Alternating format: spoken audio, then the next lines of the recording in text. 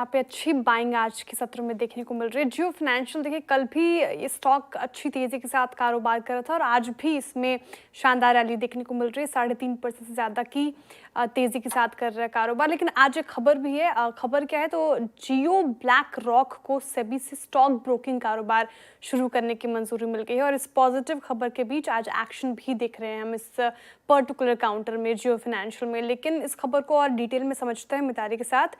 मिताली बताइए क्या है खबर। जी तो जियो फाइनेंशियल सर्विसेज में आज अच्छी तेज़ी देखने को मिल रही है। दरअसल जो जेवी है जियो ब्लैक रॉक ब्रोकिंग की, उन्हें सेबी से अप्रूवल मिल गया है to work as a stock broker. ये डेवलपमेंट जियो फाइनेंशियल सर्विसेज और ब्लैक रॉक के जॉइंट वेंचर के लिए एक और बड़ा रेगुलेटरी माइलस्टोन साबित होगा। इस अप्रूवल के बाद जियो ब्लैक रॉक का जो ये जेवी है, ये इंडियन इन्वेस्टर्स को कॉम्प्रिहेंसिव इन्वेस्टमेंट सोल्यूशंस प्रोवाइड करने के लिए अब तैयार नजर आ रहा है। इससे पहले इसी महीने में Jio BlackRock investment advisers private limited को सेबी से इन्वेस्टमेंट एडवाइजर्स के रूप में भी यहाँ पे सर्टिफिकेट और अप्रूवल मिलता हुआ नजर आया था।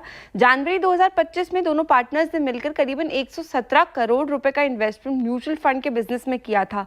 जुलाई 2023 में हमने देखा कि जियो फाइनेंशियल और यूएस बेस्ड ब्लैक रॉक ने 50-50 जेवी अनाउंस किया था, जिसका फोकस इंडिया के एसेट मैनेजमेंट सेक्टर में एक एंट्री के रूप में था और डिजिटल फर्स्ट मॉडल के थ्रू इन्होंने एंट्री यहाँ पे ली है। सेबी के अक्टूबर 4, 2024 के इन प्रिंसिपल अप्रूवल के बाद दोनों ने अक्टूबर 28, 2024 को एएमसी इनकॉर्पोरेट करी। लेकिन आज जो तेजी देखने को मिल रही है उसका मेन कारण यही है कि इनको सेबी से स्टॉक ब्रोकिंग का जो अप्रूवल मिलता हुआ नजर आया है, उसके कारण आज अच्छा मूवमेंट इस स्टॉक में देखने को मिल रहा है। अच्छा मूवमेंट है। शुक्र मिताली जानकारी के लिए।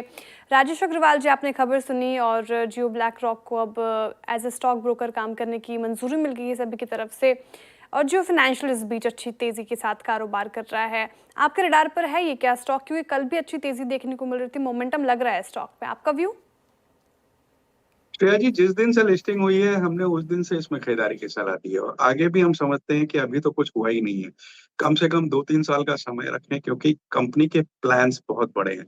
चौथी तिमाही में नंबरों में सुधार देखा गया, 2% के आसपास इंटरेस्ट इनकम में बढ़त थी, नेट प्रॉफिट में बढ़त थी। अब जबकि ब्रोकिंग के साथ जो मंजूरी मिल गई है ब्रोकिंग के लिए और क्लियरिंग हाउस के लिए, तो ये एक बहुत बड़ा स्टेप अप हुआ है। एएमसी का इन्हें लाइसेंस मिल गया है। लैस में लोन अगेंस्ट शेयर डिजिटल के थ्रू कर रहे हैं और सबसे बड़ी बात की जो रिलायंस के ट्रेजरी शेयर इनके पास हैं।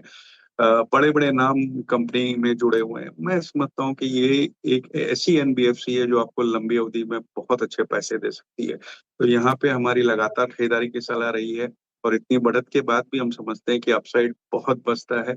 समय अवधि आपको थोड़ी लंबी रखनी पड़ेगी और स्टॉक में बने रहना चाहिए। ओके, आई थिंक सुबह कॉल भी थी जियो फाइनेंशियल पर। मानस, एक बार आप चार्ट देखिए जियो का। तो देखिए, व्यू तो अभी बहुत पॉजिटिव है। आई थिंक 2 दिन पहले भी मैंने रिकमेंड किया था। पिछले करीब 5-6 दिन में 2 बार तो मैं रिकमेंड कर चुका हूँ और चार्ट्स तो अभी भी काफ़ी अच्छे लगते हैं। अगर आप वीकली चार्ट देखेंगे तो वहाँ पर एक फ्लैग पैटर्न का ब्रेकआउट है और उसके बेसिस पे अगर टारगेट सेट करने हो तो 375 के आसपास के आते हैं। लेकिन 3 दिनों की रैली हो गई है तो करंट लेवल्स पे नहीं, डिप पे खरीदारी करने की राय रहेगी। कोई डिप मिले ₹315 के आसपास तो वहाँ खरीदारी करें और फिर आप स्टॉप लॉस ₹304 का भी लगा सकते हैं। फिर आप टारगेट भी बड़े सेट करिए, 375 से ₹385 के। ओके, चलिए।